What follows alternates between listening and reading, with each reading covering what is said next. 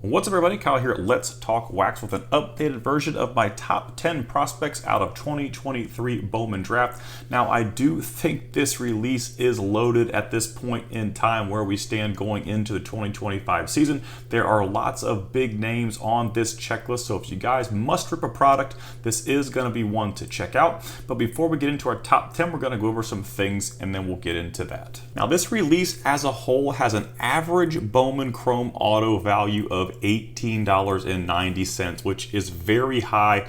I think I averaged out 2024 Bowman and it came out to about $10. The cost of jumbos are right around $800 depending on where you shop now, with the super jumbos coming in around $1,100. And I do have this release ranked as excellent. As I said before, I do think it's a very good release. If you must fulfill that urge to rip, I highly don't recommend people going out there and ripping if you're just in this to try to make some profit. But if you're just in it because you enjoy prospecting and you enjoy ripping, this is a great one to do. So whatever your desire is out of this prospecting, your prospecting journey, this is a good one to rip. The comps come from a $5 minimum, like some of these cards will sell for $2 or $3, but the $5 is the minimum comp that I use. Hitters and pitchers are both included in the average value. So like there's a ton of pitchers on the draft checklist, and even with them factored in, it's still an $18.90 average.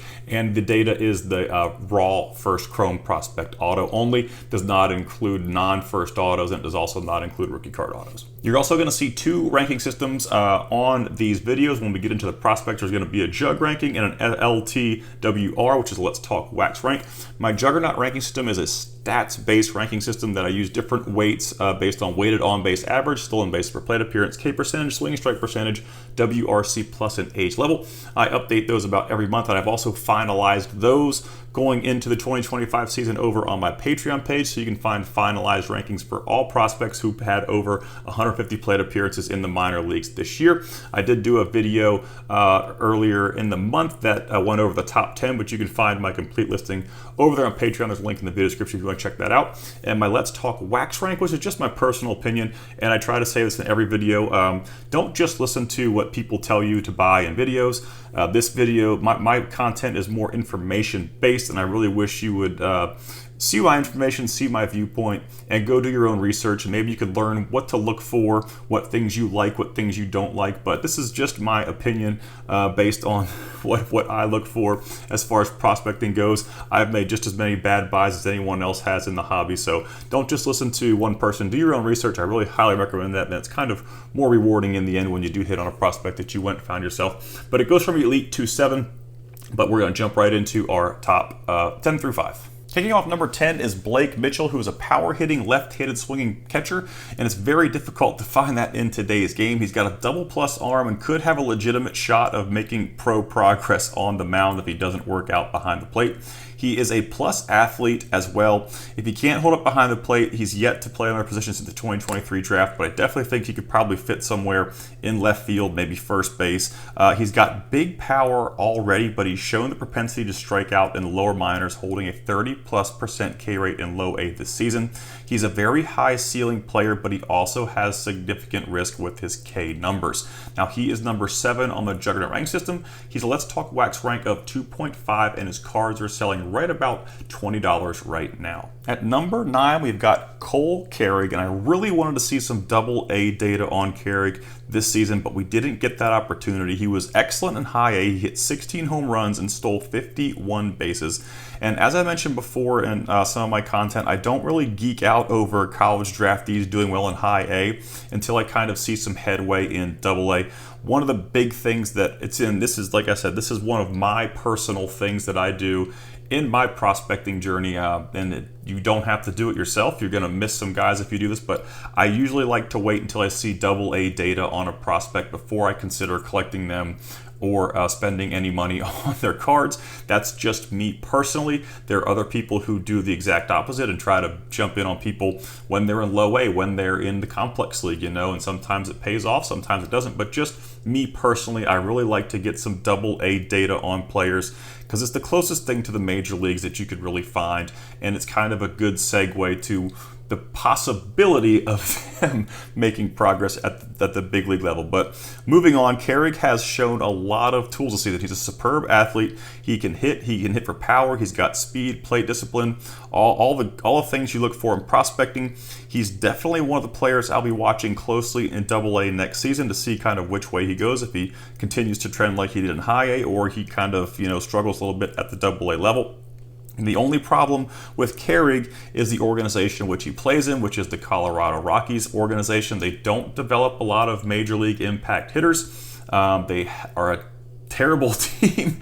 There's just not a whole lot of interest for Colorado Rockies prospects out there in the hobby right now. If he was a Yankee, he'd probably be a $75 to $100 auto, but unfortunately he is not. He is number 181 on the Juggernaut rank system. He's a 2.5 Let's Talk Wax rankie, and he's about a $15 auto right now. At number 8, we've got Braden Taylor, who is kind of similar to Colt Carrick. And as I mentioned before, I usually don't get excited about college draftees having success in High A in their early 20s. I kind of compare High A to the SEC, and then they start making progress in Double-A, and then I kind of start to get a little bit excited. But Taylor's bread and butter is speed and power, which he has quite a bit of. He hit 20 home runs across High A and Double-A while stealing nearly 30 bases. He hasn't played shortstop since High A, and he's been getting reps at both second and third base, which kind of leads me to believe he's a fringy defenser with higher offensive upside. He also comes with a little bit more risk than Carrick. He held a 36.8% K rate in Double-A, a number that will have to decrease significantly if he plans on getting to any raw power at the major league level or in Double-A, where I think he'll play a full season next year. So he did really, really well in High A, and kind of like Carrick, he did get the promotion to Double-A. Carrick did not, and he kind of struggled in Double-A. So we'll see what happens over the course of a full season in Double-A. Taylor's stats are kind of padded by High A, but he is a number 93 on the Juggernaut ranking system. He's a 2.5 as well, and his cards are selling for right around $20 right now.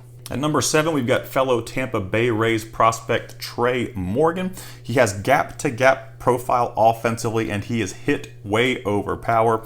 He'll run into a few balls every once in a while, but there isn't impact power here, especially with his higher ground ball to fly ball rates. I don't put the ground ball to fly ball rates on these videos, but when you go over to Patreon and you check out my autograph checklist breakdowns, I do include ground ball to fly ball rates in those breakdowns for all the prospects, and it's a very good indicator of future power development. If a player's got a 1.5 plus ground ball to fly ball rate, that's definitely going to have to change for them to get to a significant amount of power. Most power hitting prospects are in the 0.6 to 0.7. They're definitely sub 1 in the ground ball to fly ball department. So that's definitely something, if you're kind of new to prospecting, if you're kind of wondering if a guy's going to get to any power. Everybody says, oh, he's got great physical projection, or he's really tall, or he's a big dude. Look at the ground ball to fly ball rates, because you can't hit any home runs on the ground. So it's a pretty good predecessor to indicate future power. If they can't get those ground ball to fly ball rates down, they're probably not going to run into a ton of impact power down the road. Now, Morgan struggled a bit in his promotion to Double-A, but it was only over a 91 plate appearance sample size. The downside here with Morgan is the defense. It was the same kind of similar issue at LSU. He's a fringy left fielder at best, and he's probably most likely going to be a lock at first base. But I am excited to see what he can do over the course of a full season in Double-A. His cards are at an all-time high.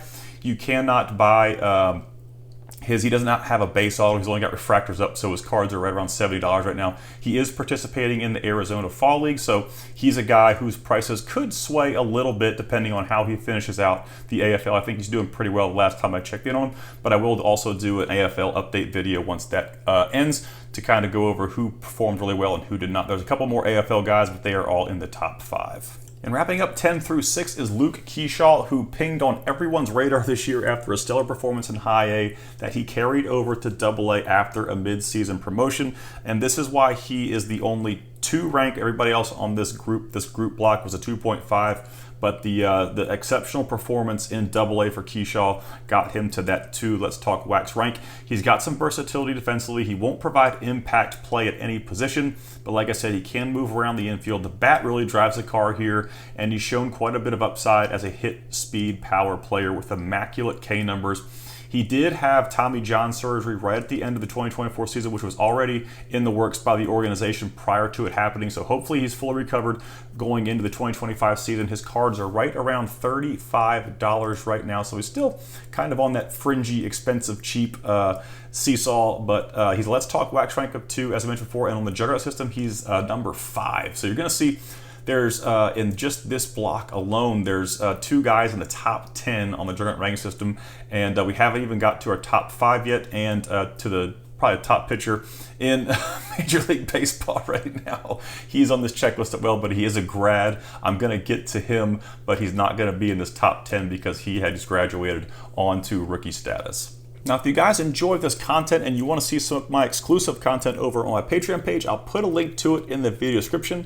Over there, you can find first chrome and first autograph checklist breakdowns for every release since 2019. They've got my Let's Talk Wax ranks, career stats, and a little write-up for each player. I've also got team break guides for every release since 2020 that lists every prospect with a first chrome or first chrome auto or a rookie card auto by team. My complete Juggernaut ranking systems are over there. My Juggernaut updated for the 2025 season. I've got a top 100 Bowman Chrome autos and a top 100 Bowman Chrome autographs under $50 list over there. We've also you get access to my Discord server with over 400 members over there, and it's only $5 a month to join, and there's lots of stuff to keep you guys busy, lots of information to kind of guide you guys along. I know it can get kind of chaotic in prospecting, but all the data is there. It's pretty well organized, so you guys can go out and target whatever players you choose to collect.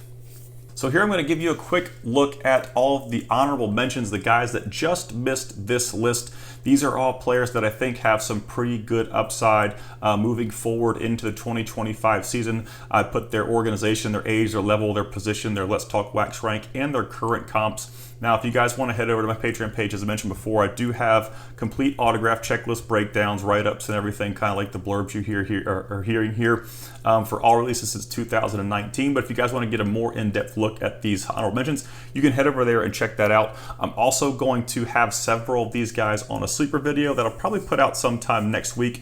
And as I said, I really think this is one of the better releases out there right now. So if you guys have the urge to rip, even some of these guys on the honorable mention list have a lot of upside. I think I've been kind of grabbing some Johnny Farmello stuff because he's been injured. That's kind of a tactic. Another thing that I personally do, you know, as a collector, is target guys who were injured for the majority of the year that I still think have a lot of upside because their prices usually dip, and Farmello is definitely a guy that I'm going to be watching, along with several others on this list in 2025.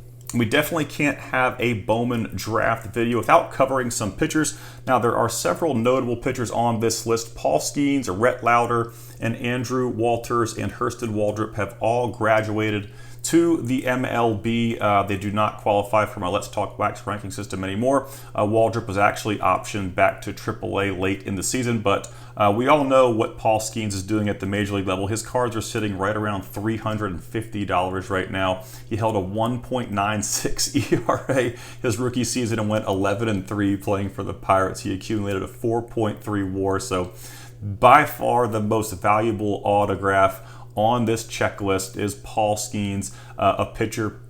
And I do really think I've watched him at LSU for the year he was there, his senior year, and I don't think anybody realized how good Paul Skeens was going to be unless they watched him pitch every Friday night for LSU. So we all knew this was coming, and everybody else finally found out when he got called up to the major leagues this year. But he definitely headlines this release. But there are some good arms on this release. Drew Hackenberg is a good arm.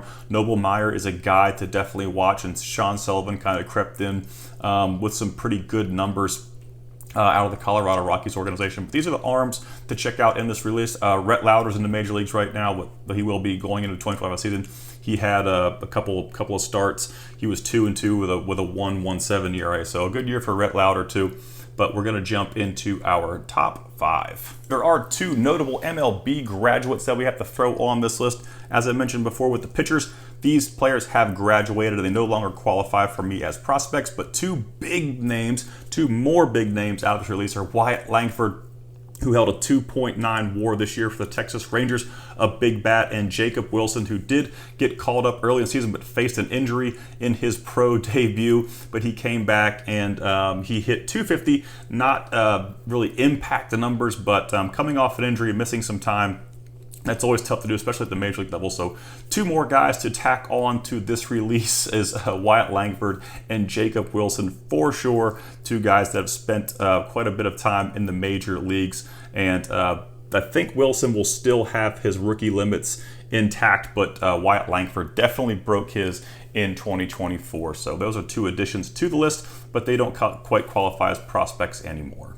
Max Clark is going to kick this group off, and he is tooled up, and he's yet to play an inning outside of center field defensively, so he does have some very high upside in the outfield. Now, he could be a corner outfielder when he graduates to the major league level, but right now he has yet to leave center field. He was promoted to high A for the final third of the season, and he held his own at an early age of 19 years old. Clark's top tools are his bat-to-ball skills, speed, and defense. I think the big driver here will be how much power he gets to over the next year or two.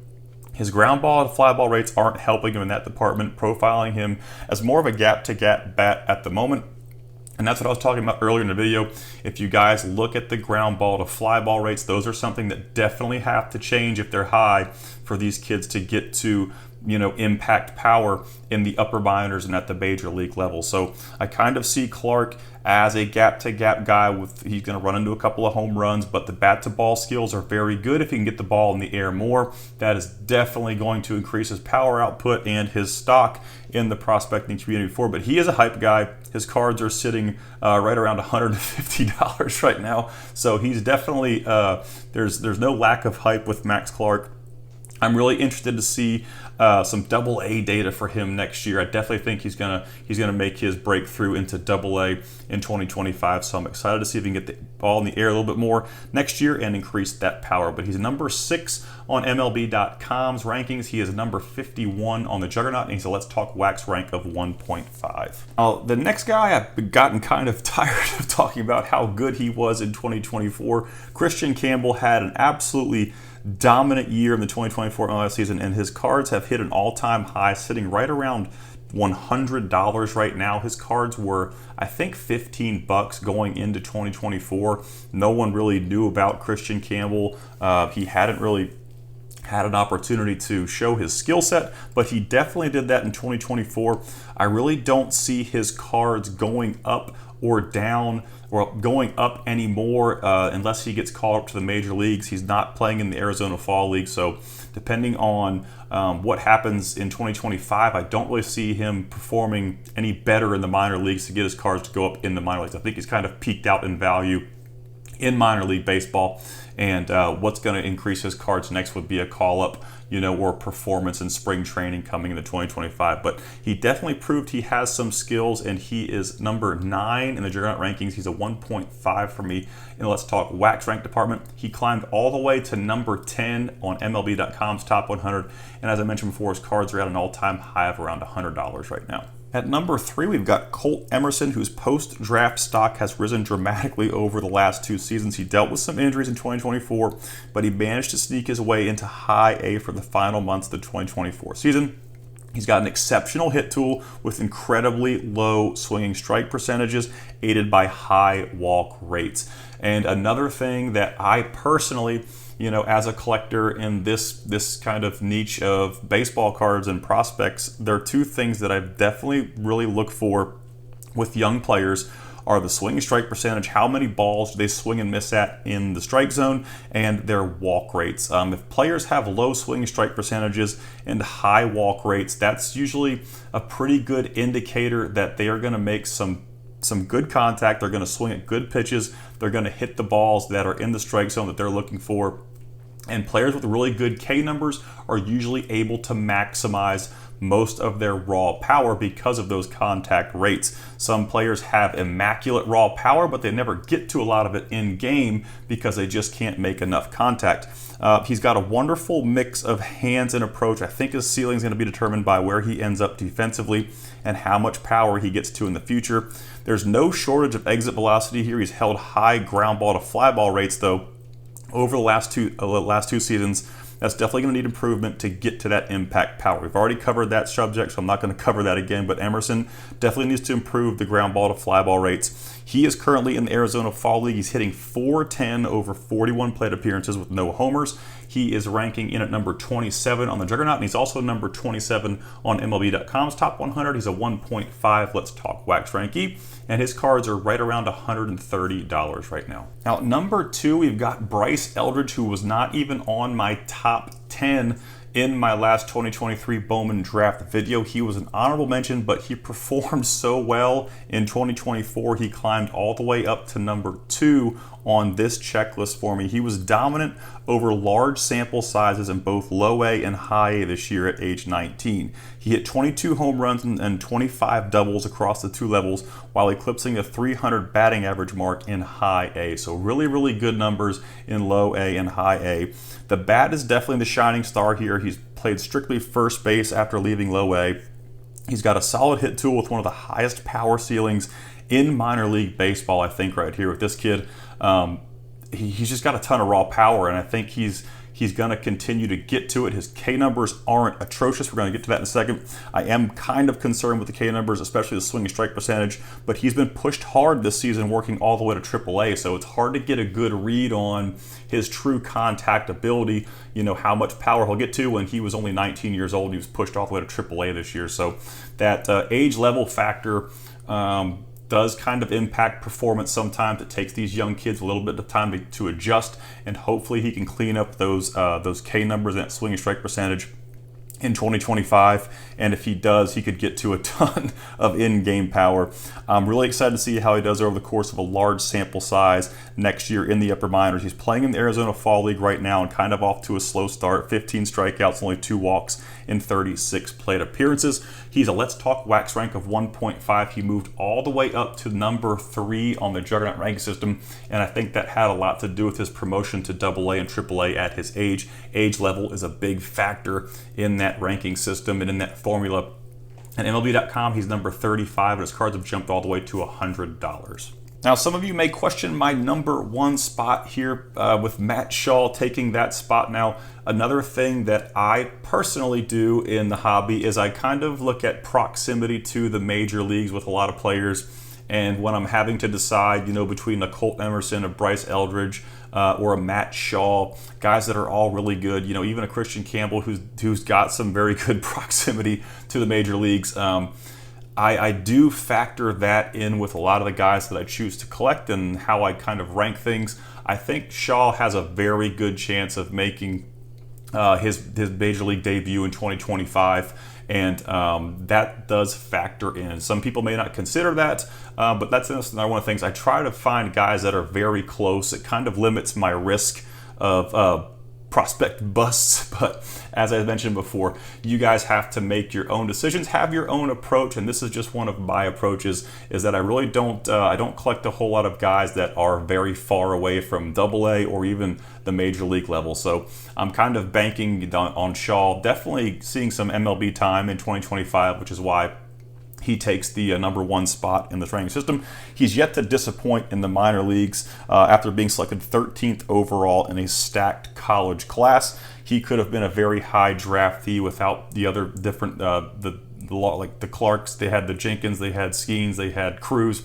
It was a very good draft class coming out of 2023, and he was number 13. So something to consider there. But the draft. The draft position really doesn't have a whole lot of impact sometimes on how guys pan out. We see that happening kind of with Drew Jones right now, but he's a triple threat offensively. He hits for average power, has speed on the base paths. He was good for 21 home runs and 31 stolen bases across AA and AAA this season. Now, Shaw's not going to play shortstop at the major league level most likely, but he's got enough bat right now, I think, to kind of profile at second base or third base. I definitely think he could definitely play some defense at second base, but the bat should be able to make that move sustainable. We never really know what's going to happen at the major league level, but his numbers so far in the minor leagues lead me to believe that he can play second base and justify that defensive downgrade with his bat. He seems pretty cheap for the ceiling and organization. His stuff has dropped significantly since 2023. His stuff's sitting right around $50, and it's kind of an outlier compared to these other 4 players who all have $100 or $100 plus autos, and Shaw sitting at $50. Now, I'm not saying go out and buy a ton of Shaw. I'm just saying he seems pretty cheap amongst these 5 players, and there's a very good chance we could see him in the major leagues in 2025. So Shaw's going to take number 1. Let me know what you guys think in the comments about the top 5. If you want to throw your top 5 in there, that's fine as well. But it's always fun to get your opinions on your top 5 and your top 10s, or whoever you think I might have missed. Just hammer me in the comments because I'm used to it by now. Now, before you guys head out of here, be sure to check out my Patreon page. I'll put a link to it in the video description. Lots of exclusive content over there for you guys to stay organized and stay busy during this off season. I want to give a huge shout out to all my level 3 Patreon subscribers. You guys rock. If you enjoyed this content, don't forget to subscribe for my future videos. If you have any comments about who you think should be in the top 10, be sure to put them in there as well. Y'all have a great night, and I hope you enjoyed this video.